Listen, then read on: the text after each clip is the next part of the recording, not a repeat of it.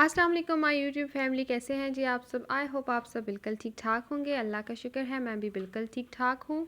पिछले कुछ दिन से ना आपके साथ व्लॉग शेयर करने का मुझे बिल्कुल टाइम नहीं मिल रहा था। एक्चुअली मैंने गांव एक शादी पे जाना था, तो बस उसकी तैयारी में बाज़ार के इतने ज़्यादा चक्कर, पार्लर के चक्कर और घर में बस फिर पैकिंग, घर के काम, बच्चों के साथ आपको पता है कि फिर पैकिंग वगैरह और सफ़र करना बहुत ही मुश्किल काम है।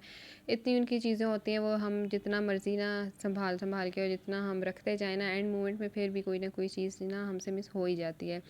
तो बस इसी वजह से ना आपके साथ मैं कोई व्लॉग, कोई डेली रूटीन, कोई भी चीज़ शेयर नहीं कर पाई थी। तो आज के व्लॉग में ना मैं आपके साथ अपने 3 दिन की रूटीन शेयर करूँगी गाँव की।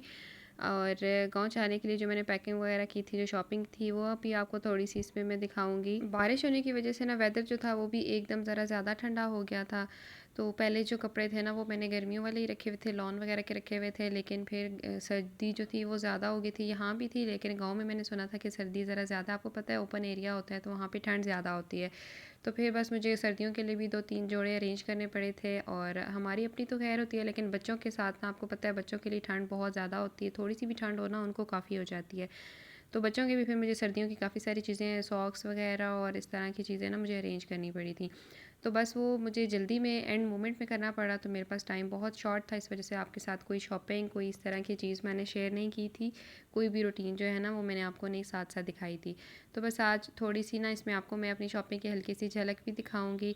अच्छा, शादी के लिए जो कपड़े थे ना वो मैंने अपने और अपने हस्बैंड के बाय नहीं किए थे, क्योंकि जो पहले मेरे पास एक ड्रेस अवेलेबल था, तो मेरे माइंड में था कि अभी मैं वही यूज़ करूँगी, क्योंकि शादी कोई बहुत ज़्यादा करीब की नहीं थी, थोड़ी सी जो है ना दूर की शादी थी।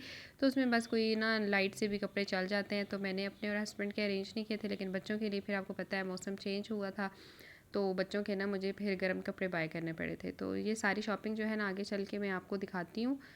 तो बस जी, मेरी मॉर्निंग जो है हमेशा की तरह वही नाश्ता वगैरह और इस तरह से स्टार्ट हुई थी। तो इस तरह कोई रूटीन मैंने आपको नहीं दिखाई, बस जो बर्तन वगैरह थे वो मैंने धोए।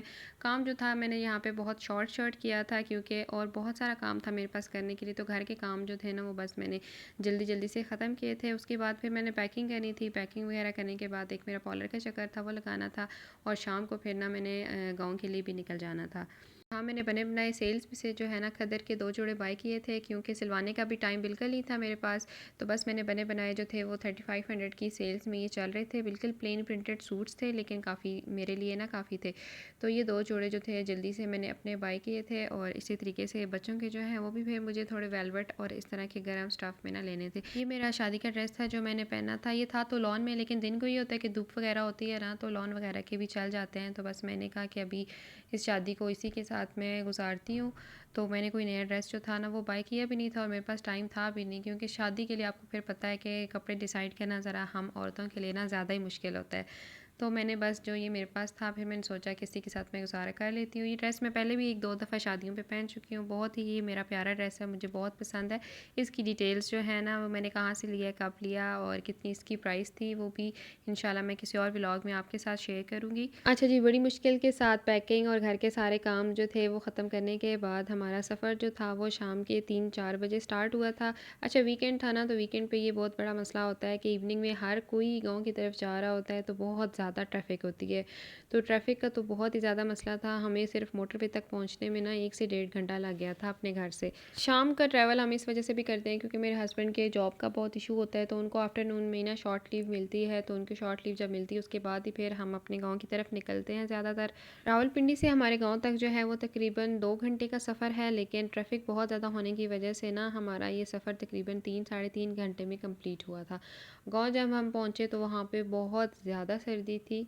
हमें गाँव पहुँचते हुए तकरीबन शाम यानी अंधेरा थोड़ा-थोड़ा सा ना हो गया था। तो बस सबके साथ मिलते-मिलाते और खाना वगैरह खाया। गाँव में आपको पता है लोग खाना जो है वो बहुत जल्दी खा लेते हैं, तो बस हमने भी उनके साथ मिलके साढ़े 7 बजे तकरीबन खाना खा लिया था। और उसके बाद सर्दी इतनी ज़्यादा थी कि बस अपने-अपने ब्लैंकेट्स में घुस के हम लोग सो गए, क्योंकि सफ़र की भी बहुत ज़्यादा थकावट थी। तो बस हमने रेस्ट की। नेक्स्ट डे की रूटीन अब आपके साथ मैं शेयर कर रही हूँ। यहाँ भी सुबह के तकरीबन 7:30 बज रहे हैं, लेकिन धूप इतनी ज़्यादा निकल रही है, ऐसा लगता है कि कोई दिन के ना 11-12 हो गए हैं। नाश्ता बन रहा था, तो मैंने सोचा कि साथ जो है ना मैं आपको अपना गाँव भी थोड़ा बहुत दिखा देती हूँ। गाँव में ओपन एरिया होता है, और उसमें जब हम सुबह-सुबह उठते हैं और उसकी जो ठंडी-ठंडी हवा होती है ना, उसका एक अपना मज़ा होता है। बंदे की तबीयत बिल्कुल फ्रेश हो जाती है। आप लोगों को लाज़मी कहूँगी कि जो आप लोगों के भी अगर पीछे कोई गाँव वगैरह है ना, तो कोशिश किया करें कि महीने बाद या इस तरह जब भी आपके पास थोड़ा बहुत कोई टाइम होता है ना तो टाइम निकाल के वीकेंड पे 1-2 दिन के लिए, या अगर आप ज़्यादा भी जा सकते हैं तो अपने गाँव का विज़िट लाज़मी किया करें। क्योंकि गाँव में बस हर टाइम हम अपनी लाइफ में बहुत ज़्यादा बिज़ी हैं जी, ट्रैफ़िक के शोर, धुआँ और यही सारी चीज़ें, इसकी वजह से जो हमारा ज़हनी सुकून होता है ना वो भी काफ़ी डिस्टर्ब हुआ होता है। तो बीच में अगर हम अपने आप को थोड़ा-सा ब्रेक दें और गाँव चले जाएँ और थोड़ा-सा वहाँ पे ग्रीनरी और खुले एरिया में अपने आप को ना हम काफ़ी हद तक फ्रेशन अप कर लेते हैं। ये मैं आपको दिखा रही थी कि यहाँ पे इन लोगों ने जो वाईफ़ाई लगाया हुआ है उसके सिग्नल्स नहीं आते, तो ये बहुत ज़्यादा हाइट पे इसको लगाना पड़ता है तब जाके इसके सिग्नल्स आते हैं। अब गाँव में ये चीज़ें हैं कि चीज़ों की जो फैसिलिटीज़ हैं ना वो काफ़ी कम हैं, लेकिन फिर भी गाँव की ज़िंदगी का जो सुकून है ना उसकी एक अपनी ही बात होती है। अच्छा, हम 1-2 दिन के लिए गई थी तो हमने अपने घर में जो है वो खाना वगैरह नहीं बनाया था, बस हमारे घर के साथ है मामू का घर है, तो वहाँ पे बस नाश्ता वगैरह और जो भी खाना-वाना होता है ना वो वहाँ पे हमें सारा प्रोटोकॉल मिलता है। 2-3 दिन के लिए हम जाते हैं। जब हम कभी ज़्यादा दिन के लिए 10-15 दिन के लिए जाते हैं तो फिर हम अपने घर रहते हैं। लेकिन अगर हम 1-2 दिन के लिए जाते हैं तो ज़ाहिर-सी बात है फिर घर में ज़रा मैनेज करना मुश्किल होता है, तो फिर हम मामू वगैरह के घर जो हैं, चाचू का घर है, काफ़ी सारी हमारी फैमिली गाँव में है, तो उनके घर में हम स्टे करते हैं। सुबह ही सुबह आग के ऊपर जो पराठे बनते हैं और मिट्टी के बर्तन की चाय और मक्खन जो है ना इसके साथ नाश्ते का मज़ा डबल हो जाता है। नाश्ते वगैरह करने के बाद बस घर की थोड़ी बहुत सफाई की थी, क्योंकि घर काफ़ी टाइम से बंद था, तो आपको पता है कि बंद रह के घर जो है वो काफ़ी गंदा हो जाता है, तो उसकी थोड़ी बहुत हमने सफाई की थी। बाकी फिर जी बस बहुत टाइम के बाद इस दफ़ा हम गाँव गए थे, तो कभी कोई मिलने के लिए आ रहा है, कभी कोई मिलने के लिए आ रहा है, तो इसी तरह गैदरिंग में ना काफ़ी सारा टाइम हमारा लग गया था। फिर दिन के खाने का टाइम हुआ तो मामू लोगों के घर ही हमारे लिए हलवा बनाया गया। जब भी हम गाँव जाते हैं ना तो हलवे की हमारी स्पेशल डिमांड होती है।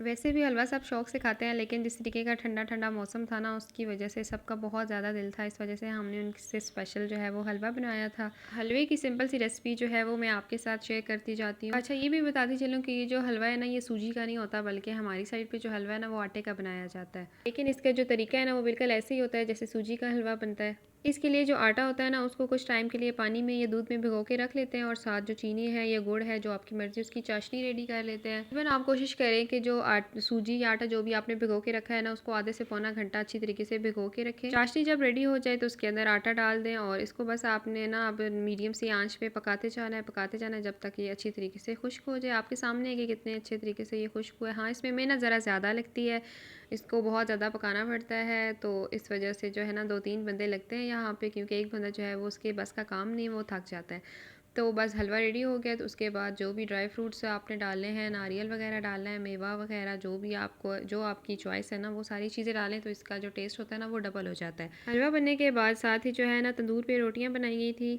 क्योंकि मेरे हस्बैंड और देवर जो होते हैं ना वो जब भी गाँव जाते हैं तो जितने दिन भी वो रहे ना उनकी ये जो है विश होती है कि जी रोटी हमने तंदूर की खानी है। शहरों में रह के हम तवे की रोटी खा खा के थके हैं, तो 1 दिन के लिए जाएँ या 10 दिन के लिए जाएँ, रोटी उनके लिए तंदूर पे बनती है। तो बस जो है तंदूर पे हमारे लिए रोटी वगैरह बनाई थी। अच्छा, वैसे भी ना तंदूर की रोटी बहुत ज़्यादा लाइट भी होती है और ज़्यादा खाई भी जाती है और टेस्टी भी बहुत ज़्यादा होती है, और वैसे भी आग पे जो चीज़ बनती है ना उसका एक अपना ही टेस्ट होता है। इसके बाद बस हमने शादी की तैयारी वगैरह की थी, क्योंकि नेक्स्ट डे हमने शादी पे जाना था। ये है जी लास्ट डे की रूटीन। ये जो है मैं आपको साधना तीसरे दिन की जो सुबह है उसकी रूटीन शेयर कर रही हूँ, और सुबह का व्यू आपको दिखा रही हूँ कि कितना खूबसूरत लग रहा है गाँव। और वैसे भी सुबह जो है ना गाँव की उसका एक अपना ही मज़ा है। आज हमने दिन को जो है वो शादी पे जाना था, जिस मकसद के लिए हम असल में गाँव आए थे। तो बस नाश्ता वगैरह करने के बाद ना हमने शादी की तैयारी की। आज बारात का फंक्शन था, खाना वगैरह हमने उधर ही खाना था, तो 1 से 1:30 बजे जो है ना हम मार्केट में पहुँच गए थे। गाँव की शादी और शहरों की शादी में ना आपको इतनी ज़्यादा डिफरेंशिएशन नहीं रहेगी। गाँव की शादियाँ जो है वो भी अब शादी हॉल्स में ही होती हैं, जिस तरह शहरों में होती हैं। पहले जो गाँव की शादियाँ होती थी बहुत ही बारौनक हुआ करती थी। कितने-कितने दिन पहले तो हम लोग ढोलक रख लिया करते थे। लेकिन इस शादी में मेहंदी वगैरह का भी फंक्शन नहीं था, सिर्फ बारात का ही फंक्शन था, और इसी का हमारे लिए इनविटेशन भी था, तो हम उसके लिए आए थे। ये मैंने हॉल आपको दिखाया है, हमारे गांव से थोड़े से डिस्टेंस पे था ये हॉल, तकरीबन आधा घंटा हमें यहाँ पे आने में लगा था। तो बस हमने यहाँ पे खाना वगैरह खाया, बच्चों ने झूले शूले लिए, और शाम को जो है हम लोग यहाँ से वापस गए। तकरीबन 5 हो गए थे हमें शादी से फ्री होते हुए। आपको मेरा व्लॉग कैसा लगा है कमेंट्स में अपना फीडबैक लाजमी शेयर कीजिएगा। मिलते हैं एक नए व्लॉग में। टिल देन अल्लाह हाफिज़।